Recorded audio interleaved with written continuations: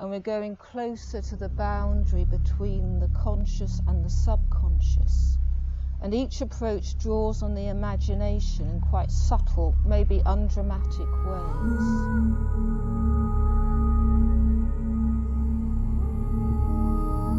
Just as all experience